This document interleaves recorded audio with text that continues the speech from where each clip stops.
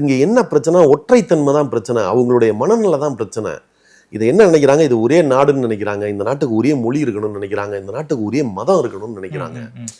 அப்படிங்கல நான் விரும்பும் மதம், நான் விரும்பும் நாடு, நான் விரும்பும் பாலிசி, நான் விரும்பும் மொழி, இதுதான் அங்கேயும் இருக்கணும்னு நினைக்கிறாங்க. பிரச்சனை என்னன்னா, அவன் என்ன சொல்றான்? எல்லா இடமும் குடிசையா இருக்கு. ஏன்னா அவன் பார்க்குற இடம் அங்க. அதனால ஓட்டு வீட்டுக்கு நான் கட்டுன்னு சொல்றேன், நீ ஏன் கேட்க மாட்டேங்கிறான்? இடம் முட்டா வேலை ஆல்ரெடி மாடி வீடு இருக்குடான்றேன் நான். என்னை போயிட்டு எதுக்கு ஓடு வீடு கட்டுன்னு நீ போட்டு அழுத்துற அப்படின்னா, அவன் நான் உனக்கு நல்லது தானே செய்யறேன், நான் குடிசை வீட்டுக்கு பதிலாக நான் ஓட்டு வீடு கொண்டான்ட்டேன்லங்கிறான். இல்லடா நான் மாடி வீட்டில் இருக்கேன்டான்னா புரிய மாட்டேங்குது அவனுக்கு.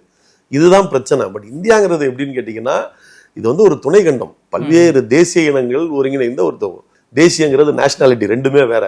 தேசியம் அப்படின்னு பார்த்தீங்கன்னா ஒரு குறிப்பிட்ட நிலப்பரப்பு, அங்கே வாழக்கூடிய ஒரு இனக்குழு, அவர்கள் ஒரே மொழியை கொண்டவர்களாக ஒரே கலாச்சாரம் கொண்டவர்களாக இருக்கணும். அதுதான் தேசியம். அப்படி பார்த்தா தமிழர்கள் ஒரு தனி தேசிய இனம், தெலுங்கு ஒரு தேசிய இனம், மலையாளம் ஒரு தேசிய இனம், பஞ்சாபி ஒரு தேசிய இனம், இந்தி பேசக்கூடிய அவர்கள் ஒரு தேசிய இனம். அப்படி பல்வேறு தேசிய இனங்கள் ஒருங்கிணைஞ்சு ஒரு பொது நாடா ஒரு பொது நோக்கத்துக்காக நம்ம இருக்கிறோமே தவிர இது ஒற்றை நாடு அல்ல. சரிங்களா? ஆங்கிலேயர்கள் வந்ததுக்கு அப்புறம் இது ஒன்னாச்சு.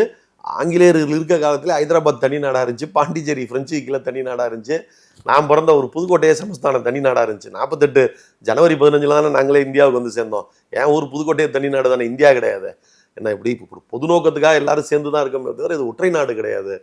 ஒற்றைத்தன்மையை திணிக்கிறது தான் இங்க பிரச்சனை ஆகுது. நீங்க